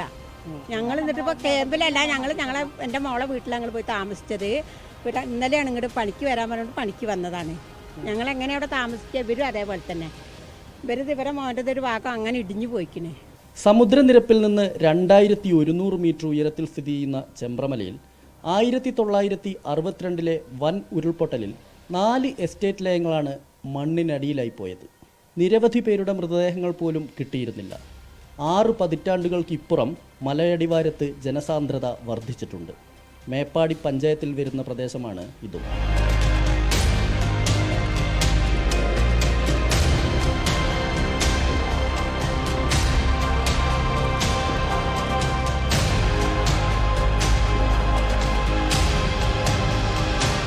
സോയിൽ ക്രീപ്പിംഗ് പ്രതിഭാസത്തെ തുടർന്ന് മണ്ണിടിഞ്ഞു താഴുന്ന കുന്നമംഗലം വയൽ ചെമ്പ്രമലയടിവാരത്താണ് സ്ഥിതി ചെയ്യുന്നത്. ഇതിൻ്റെ തൊട്ടുമുകളിലുള്ള പ്രദേശത്താണ് വലിയ തോതിൽ വിള്ളലും മണ്ണിടിച്ചിലും ഉണ്ടായിട്ടുള്ളത്. ഞങ്ങളാരെയും ഭീതിപ്പെടുത്താൻ വേണ്ടിയല്ല ഇത് പറയുന്നത്. പ്രകൃതിയുടെ ചില മുന്നറിയിപ്പുകൾ നമ്മൾ അവഗണിക്കരുത്. 1962 ചെമ്പ്ര ദുരന്തം മറക്കരുത്. കാരണം അന്ന് നിരവധി ജീവനുകൾ പൊലിഞ്ഞതാണ്. നമ്മുടെ ഭരണകൂട സംവിധാനങ്ങൾ ഒരു കാരണവശാലും ഇതിനു നേരെ കണ്ണടയ്ക്കരുത്. വയനാട്ടിലെ ചെമ്പ്രമലയിൽ നിന്ന് ക്യാമറാമാൻ അഖിൽ ഓട്ടുപാറയ്ക്കൊപ്പം എസ് വിനേഷ് കുമാർ, ന്യൂസ് 18. ഓണത്തിന് ഇത്തവണയും സംസ്ഥാന സർക്കാർ കിറ്റ് നൽകും. മഞ്ഞക്കാർഡുള്ളവർക്കാണ് കിറ്റ് നൽകുക. കിറ്റിൽ എന്തൊക്കെ സാധനങ്ങൾ വേണമെന്ന് ഉടൻ തീരുമാനിക്കും. 6 ലക്ഷത്തോളം കുടുംബങ്ങൾക്കാണ് കിറ്റ് ലഭിക്കുക. ഓണച്ചന്ത സെപ്റ്റംബർ ആദ്യവാരത്തോടെ തുടങ്ങും. എല്ലാ ജില്ലകളിലും ഓണച്ചന്ത തുടങ്ങുമെന്ന് സപ്ലൈകോ അറിയിച്ചു. 13 അവശ്യ സാധനങ്ങൾ ചന്തകളിൽ ഉറപ്പാക്കാൻ സപ്ലൈകോ ശ്രമിക്കുകയാണ്. ധനവകുപ്പിൽ നിന്ന് ലഭിച്ച 225 കോടി രൂപ കൊണ്ട് ചന്തകൾ തുടങ്ങും. കൂടുതൽ തുക ധനവകുപ്പ് നൽകുമെന്ന് പ്രതീക്ഷിക്കുന്നതായി സപ്ലൈകോ അറിയിച്ചു. വീണ്ടും ഇടവേള. RG കാർ മെഡിക്കൽ കോളേജിലെ PG ഡോക്ടറുടെ കൊലപാതകത്തിൽ ഇന്ദിരാഗാന്ധിയെ പോലെ മമതാ ബാനർജിയെ വെടിവെച്ചു കൊല്ലൂ എന്ന് വിവാദ പോസ്റ്റിട്ട വിദ്യാർത്ഥി അറസ്റ്റിൽ. സാമൂഹിക അശാന്തി സൃഷ്ടിക്കുകയും സമുദായങ്ങൾക്കിടയിൽ വിദ്വേഷം വളർത്താൻ ശ്രമിക്കുകയും ചെയ്തുവെന്ന കുറ്റം ചുമത്തിയാണ് വിദ്യാർത്ഥിയെ അറസ്റ്റ് ചെയ്തത്. അതേസമയം നീതി ലഭിക്കണമെന്നാവശ്യപ്പെട്ട് പ്രതിഷേധം കനക്കുകയാണ്. ആയിഷത്തുൽ ഷംന വിവരങ്ങളുമായി ചേർന്നു. ഷംന, പ്രതിഷേധം തണുക്കുന്നില്ല, കൂടുതൽ കനക്കുന്ന ഒരു സാഹചര്യത്തിലേക്ക് കടക്കുന്നു. ഏതെങ്കിലും തരത്തിലുള്ള ചർച്ചകൾ നടക്കുന്നുണ്ടോ? അപർണ, ഈ നീതി ലഭിക്കണം, ഇനി ഒരാൾക്കും ഈ അവസ്ഥ ഉണ്ടാവരുത്, ഈ ഇരയ്ക്ക് നീതി ലഭിക്കണം എന്നാവശ്യപ്പെട്ട് പ്രതിഷേധം രാജ്യവ്യാപകമായി തന്നെ പ്രതിഷേധം കനക്കുകയാണ്. അതിനൊപ്പം തന്നെയാണ് മമതാ ബാനർജി രാജിവെക്കണമെന്നാവശ്യപ്പെട്ടുള്ള പ്രതിഷേധം മറുവശത്ത് കനക്കുന്നത്. ആ സമയത്തായിരുന്നു ഇന്ദിരാഗാന്ധിയെ വെടിവെച്ച് കൊന്നതുപോലെ മമതാ ബാനർജിയെയും കൊല്ലൂ എന്ന് വിവാദ പോസ്റ്റ് ഇട്ടിരുന്നു. അതിനെതിരെ തൃണമൂൽ കോൺഗ്രസ് നേതാക്കൾ അടക്കമുള്ളവർ പരാതിപ്പെട്ടിരുന്നു. ആ പ്രതിയെ ഇപ്പോൾ അറസ്റ്റ് ചെയ്തിട്ടുണ്ട്. കിർട്ടി സോഷ്യൽ മീഡിയ എന്ന് പറഞ്ഞ അക്കൗണ്ടിൽ നിന്നാണ് യുവാവ് പോസ്റ്റ് ഇട്ടിരുന്നത്. ഇതിൽ തത്തില പോലീസാണ് ഇതിൽ നടപടി അറസ്റ്റ് എടുത്തിരിക്കുന്നത്. ഇതിൽ വിദ്വേഷം പ്രചരിപ്പിക്കാൻ ശ്രമിച്ചു എന്നതടക്കമുള്ള കുറ്റം ചുമത്തിയാണ് ഇപ്പോൾ അറസ്റ്റ് രേഖപ്പെടുത്തിയത്. ഒപ്പം തന്നെ നീതി ലഭിക്കണമെന്നാവശ്യപ്പെട്ട് ഇപ്പോഴും കൊൽക്കത്തയിൽ ബംഗാളിന്റെ മറ്റ് പ്രദേശങ്ങളിലും പ്രതിഷേധം കനക്കുകയാണ്. കഴിഞ്ഞ ദിവസങ്ങളിലായി പോസ്റ്റ്മോർട്ടം റിപ്പോർട്ട് പുറത്തു വന്നിരുന്നു. അതിക്രൂരമായാണ് ഈ യുവ ഡോക്ടർ കൊല ചെയ്യപ്പെട്ടിട്ടുള്ളത്. കഴുത്തൊടിഞ്ഞ നിലയിലായിരുന്നു. ഒപ്പം വയറ്റിൽ വലിയ മുറിവുണ്ടായിരുന്നു. എല്ലുകളും ഞരമ്പുകളൊക്കെ ഒടിഞ്ഞ അവസ്ഥയിലായിരുന്നു. കണ്ണിനകത്തേക്ക് ഈ കണ്ണട പൊട്ടി അതിന്റെ ഗ്ലാസ് തറച്ചു പോയ നിലയിലായിരുന്നു. വലിയ രീതിയിലുള്ള രക്തസ്രാവം ഉണ്ടായിരുന്നു. സ്വകാര്യ ഭാഗങ്ങളിൽ ക്ഷതം സംഭവിച്ചിരുന്നു. തുടങ്ങിയ വളരെ ഞെട്ടിപ്പിക്കുന്ന ക്രൂരമായ ഒരു ബലാത്സംഗം നടന്നതിന്റെ പോസ്റ്റ്മോർട്ടം റിപ്പോർട്ടാണ് കഴിഞ്ഞ ദിവസങ്ങളിൽ പുറത്തു വന്നിരുന്നത്. ഇതിന്റെ എല്ലാം അടിസ്ഥാനത്തിൽ ഇപ്പോഴും അന്വേഷണം ശക്തമാവുകയാണ്. ഒപ്പം തന്നെ ഈ പ്രിൻസിപ്പലിനെ ഇപ്പോഴും 4ാം ദിവസവും CBI ചോദ്യം ചെയ്യുകയാണ്. ഇയാളുടെ മൊഴിയിലും ലഭിച്ച രേഖകളിലും ഒരുപാട് വൈരുദ്ധ്യങ്ങളുണ്ട്. ഇതോടെയാണ് ഇയാളുടെ ചോദ്യം ചെയ്യൽ ഇപ്പോഴും CBI തുടരുന്നത്. എന്തായാലും വരും ദിവസങ്ങളിലും പ്രതിഷേധം കനക്കുമെന്ന് ഉറപ്പാണ്. കാരണം ഒരു തരത്തിലും ഇത്രയും ദിവസമായി കഴിഞ്ഞ 9-നാണ് ഈ യുവ ഡോക്ടർ കൊല ചെയ്യപ്പെടുന്നത്. അന്ന് തൊട്ട് ഇതുവരെയും ആ പ്രതിഷേധം കനക്കുകയല്ലാതെ അതിൽ ഒരു തരി പോലും കുറവ് വന്നിട്ടില്ല. വിവരങ്ങൾ നൽകിയത്. പ്രതിഷേധം കനക്കുന്ന വാർത്തകൾ കൊൽക്കത്തയിൽ നിന്ന് വന്നുകൊണ്ടിരിക്കുന്നത്. കർണാടക മുഖ്യമന്ത്രി സിദ്ധരാമയ്യയെ പുറത്താക്കാൻ BJP ഗൂഢാലോചന നടത്തുകയാണെന്ന് KC വേണുഗോപാൽ. ഗവർണർ എന്ന പദവിയെ ദുരുപയോഗം ചെയ്യുന്നുവെന്നും KC വേണുഗോപാൽ ആരോപിച്ചു. സിദ്ധരാമയ്യ നിലകൊള്ളുന്ന പ്രത്യയശാസ്ത്രമുണ്ട്, ഐഡിയോളജി ഉണ്ട്. അത് കോൺഗ്രസ് ഉയർത്തുന്ന ഐഡിയോളജി തന്നെ. പക്ഷെ അത് അദ്ദേഹം നടത്തുന്ന ഐഡിയോളജിയിൽ വിഭ്രാന്തി പൂണ്ട ചില വിഭാഗങ്ങൾ അദ്ദേഹത്തെ പുറത്താക്കാൻ വേണ്ടി നടത്തുന്ന ഗൂഢപദ്ധതിയാണ് BJPയിലൂടെ നടപ്പാക്കപ്പെടുന്നത്. അതിന് ഗവർണർ കരുവാക്കാണ്. What is the role of the governor? ആരെങ്കിലും ഒരു സ്വകാര്യ പെറ്റീഷൻ കൊടുത്താൽ ഉടനെ പ്രോസിക്യൂഷൻ അനുമതി കൊടുക്കുകയാണോ ഗവർണർ ചെയ്യേണ്ടത്? ഗവർണർ എന്ന പദവി ഒരു മുഖ്യമന്ത്രിയെ ഡിസ്റ്റബിലൈസ് ചെയ്യാൻ, ഒരു ഗവൺമെന്റിനെ ഡിസ്റ്റബിലൈസ് ചെയ്യാൻ ഉപയോഗിക്കുകയാണോ വേണ്ടത്? ലോകം ഇന്ന് വിസ്മയകരമായ ആകാശ കാഴ്ചയ്ക്ക് സാക്ഷ്യം വഹിക്കുകയാണ്. ഇന്ത്യൻ സമയം രാത്രി 11:56 ഇന്ന് ഫുൾ മൂൺ ദൃശ്യമാകും. ചന്ദ്രൻ ഭ്രമണപഥത്തിൽ ഭൂമിയുടെ ഏറ്റവും അടുത്ത് വരുന്ന ബിന്ദുവിനെ പെരീജി എന്നാണ് വിളിക്കുന്നത്. പെരീജിയിൽ പൂർണ്ണചന്ദ്രനാവുമ്പോഴാണ് അതൊരു സൂപ്പർ മൂണായി മാറുന്നത്. ഈ വർഷം വരാനിരിക്കുന്ന 4 സൂപ്പർ മൂണുകളിൽ ആദ്യത്തേതാണ് ഇന്ന് തെളിയുക. സെപ്റ്റംബറിലും ഒക്ടോബറിലും സൂപ്പർ മൂണുകൾ ഇനി വരാനുണ്ട്. പക്ഷേ ഇന്നത്തെ സൂപ്പർ മൂൺ ബ്ലൂ മൂൺ കൂടി ആയിരിക്കുമെന്നാണ് നാസ അറിയിക്കുന്നത്. ബ്ലൂ മൂൺ അപൂർവമായി മാത്രം കാണുന്ന പ്രതിഭാസമല്ല. വർഷത്തിൽ 2 or 3 തവണ ബ്ലൂ മൂൺ കാണപ്പെടും. 4 പൂർണ്ണചന്ദ്രനെ കാണുന്ന ഒരു സീസണിലെ 3ാമത്തെ ഫുൾ മൂണിനെയാണ് സാധാരണയായി ബ്ലൂ മൂൺ എന്ന് വിളിക്കുന്നത്. ബ്ലൂ മൂണിന് നീല നിറവുമായി ബന്ധമൊന്നുമില്ല. ഇത്തരത്തിലുള്ള ഫുൾ മൂണാണ് ഇന്ന് ദൃശ്യമാവുക. സൂപ്പർ മൂണിനൊപ്പം ബ്ലൂ മൂൺ എത്തുന്നത് അപൂർവ പ്രതിഭാസമാണ്. 2020 ഒക്ടോബർ, 2021 ഓഗസ്റ്റ്, ഇനി ഇതിനു ശേഷം അടുത്ത സീസണിൽ ബ്ലൂ മൂൺ 2027 മെയ് മാസത്തിലാവും ദൃശ്യമാവുക.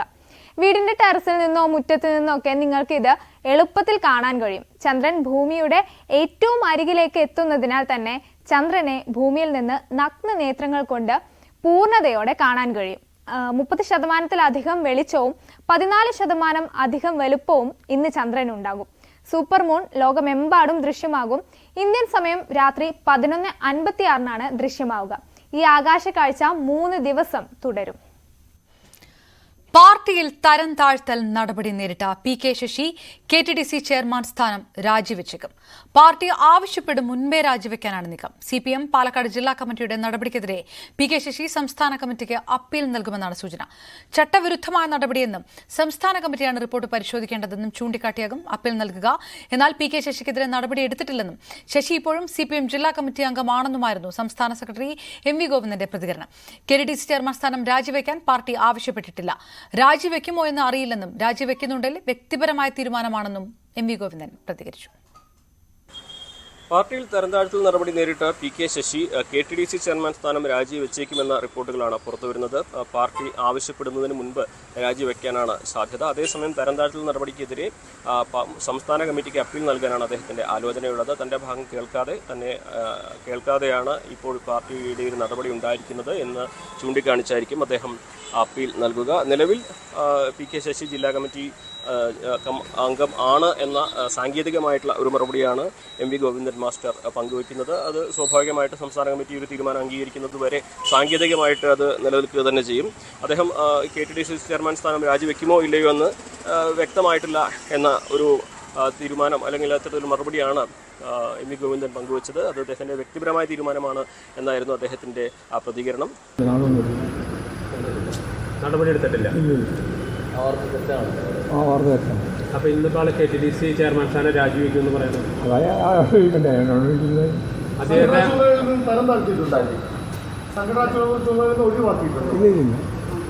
നിലവിലെ ചുമതലകളെല്ലാം തന്നെ അതേ രീതിയിൽ തുടരും. അദ്ദേഹം ജില്ലാ കമ്മിറ്റി അംഗമായിട്ടാണ് തുടരും. ഇപ്പോൾ നിലവിൽ ജില്ലാ കമ്മിറ്റി ഏരിയ കമ്മിറ്റിയുടെ ചുമതല ഞാൻ പറഞ്ഞത് മനസ്സിലായില്ലേ, അയാൾ ഇപ്പോൾ ജില്ലാ കമ്മിറ്റി അംഗമാണ്. അറിയില്ല പാർട്ടി ആവശ്യപ്പെടണോ രാജിവെക്കാൻ? രാജിവെക്കേണ്ട കാര്യമില്ല. ഇല്ല, പാർട്ടിക്കകത്ത് നിരന്തരമായ സ്വീകരണം നടന്നുകൊണ്ടേയിരിക്കുകയാണ്. അതൊരു ദിവസത്തേക്കോ 2 ദിവസത്തേക്കോ 1 കൊല്ലത്തേക്കോ ഒന്നുമല്ല, തുടർച്ചയായ പ്രക്രിയയാണ്. അതിൽ ജില്ലാ കമ്മിറ്റിയുടെ ഞങ്ങൾ പങ്കെടുക്കാറുണ്ട്, ചിലപ്പോൾ ഏരിയ കമ്മിറ്റിയിൽ പങ്കെടുക്കാറുണ്ട്. അത്രയേ ഉള്ളൂ. ഏത് പരാതി ഉണ്ടായാലും പരാതിയുടെ മേലെ കൃത്യമായ നിലപാട് പാർട്ടി സ്വീകരിക്കും.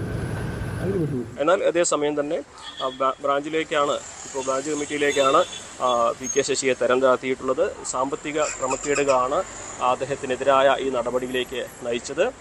അദ്ദേഹം പാർട്ടി ഫണ്ട് അത് സ്വന്തം അക്കൗണ്ടിലേക്ക് വകമാറ്റി എന്നുള്ളതാണ് പ്രധാനമായിട്ടും പാർട്ടി തന്നെ നിയോഗിച്ച അന്വേഷണ കമ്മീഷൻ്റെ ഒരു കണ്ടെത്തൽ ഉണ്ടായിട്ടുള്ളത്. അതേപോലെ തന്നെ പാർട്ടിയുടെ നിയന്ത്രണത്തിലുള്ള സഹകരണ കോളേജിൻ്റെ നിർമ്മാണത്തിന് അല്ലെങ്കിൽ കോളേജിലേക്ക് ഫണ്ട് പിരിച്ചത് പാർട്ടി അറിയാതെയാണ്. അതും സ്വന്തം അക്കൗണ്ടിലേക്ക് വകമാറ്റി എന്ന ഒരു കണ്ടെത്തലാണ് ഉണ്ടായിരിക്കുന്നത്. അതേപോലെ പാർട്ടി ഏരിയ കമ്മിറ്റി ഓഫീസിൻ്റെ നിർമ്മാണത്തിന് വേണ്ടി പിരിച്ച ഫണ്ടും അദ്ദേഹം തൻ്റെ സ്വന്തം അക്കൗണ്ടിലേക്ക് വകമാറ്റിയെന്ന പാർട്ടിയുടെ അന്വേഷണ കമ്മീഷൻ കണ്ടെത്തിയിരുന്നു. ഇത് മണ്ണാർക്കാട് ലോക്കൽ കമ്മിറ്റി അംഗം തന്നെ നൽകിയ പരാതിയുടെ അടിസ്ഥാനത്തിലാണ് പാർട്ടിയുടെ അന്വേഷണ കമ്മീഷൻ മണ്ണാർക്കാട് നേരിട്ടെത്തി ഇക്കാര്യങ്ങൾ അന്വേഷിച്ച് ഇപ്പോൾ റിപ്പോർട്ട് നൽകിയിരിക്കുന്നു. അതുപ്രകാരം ഏരിയ കമ്മിറ്റിക്കെതിരെയും പി.കെ. ശശിക്കെതിരെയും നടപടി ശുപാർശ ചെയ്തിരിക്കുന്നത്. ബ്രാഞ്ച് കമ്മിറ്റിയിലേക്ക് തരം താഴ്ത്തിക്കൊണ്ടുള്ള ഈ ഒരു നടപടിയാണ് അവരുടെ ഭാഗത്തു നിന്നുണ്ടായിരിക്കുന്നത്. ഇത് ആദ്യമായിട്ടല്ല ശശിക്കെതിരെ ഇത്തരം നടപടികൾ ഉണ്ടാകുന്നത്.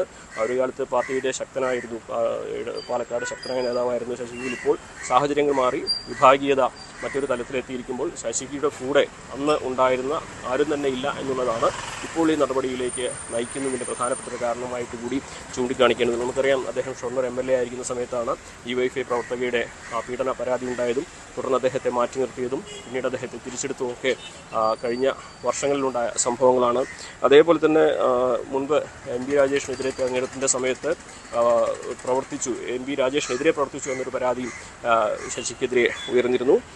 അങ്ങനെ നിരവധി വിവാദങ്ങൾ മുൻപ് ശശിക്കെതിരെ ഉണ്ടായിരുന്നപ്പോൾ പലപ്പോഴും അദ്ദേഹത്തിനെതിരെ നടപടിയെടുക്കുകയും പിന്നീട് തിരിച്ചെടുക്കുകയും ചെയ്ത ചരിത്രമാണ് ഉള്ളത്. പക്ഷേ ഇപ്പോൾ ഉയർന്നിരിക്കുന്ന ആരോപണം പാർട്ടിക്കെതിരെ, അതായത് പാർട്ടിയെ കബളിപ്പിച്ച് ഫണ്ട് തട്ടിയെടുത്തു സ്വന്തം അക്കൗണ്ടിലേക്ക് വകമാറ്റി എന്നുള്ളത് അതീവ ഗുരുതരമായിട്ടുള്ള ഒരാക്ഷേപമായിട്ടാണ് പാർട്ടി കാണുന്നത്. അത് നേരിട്ട് അന്വേഷണ കമ്മീഷൻ്റെ റിപ്പോർട്ടിൻ്റെ അടിസ്ഥാനത്തിലാണ് ഇപ്പോൾ പാർട്ടി അത്തരത്തിലൊരു നടപടിയിലേക്ക് കടന്നിരിക്കുന്നതെങ്കിലും ഇത് സംസ്ഥാന കമ്മിറ്റി ഈ റിപ്പോർട്ട് അംഗീകരിക്കുന്നവരെ സാങ്കേതികമായിട്ട് പി.കെ. ശശി ജില്ലാ കമ്മിറ്റി അംഗമായിട്ട് നിലനിന്നേക്കാം. പക്ഷേ പാലക്കാട് പോലത്തെ ഒരു ജില്ലയിൽ പാർട്ടിയുടെ ശക്തമായ സംവിധാനങ്ങൾക്കിടയിൽ ഇനി പി.കെ. ശശിയുടെ ഭാവി എന്താകും എന്നുള്ളത് കണ്ടു തന്നെ അറിയേണ്ടതാണ്.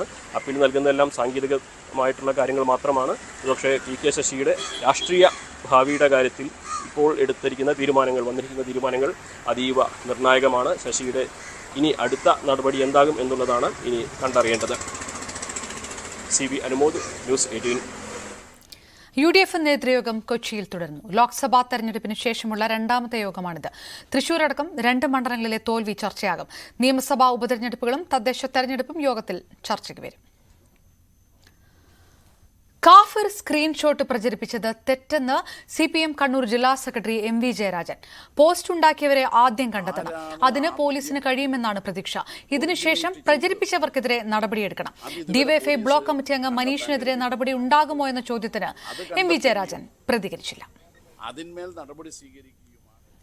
ഇടുക്കിയിലെ ഭൂവിഷയത്തിൽ സർക്കാരിനെ വിമർശിച്ച് MM മണി.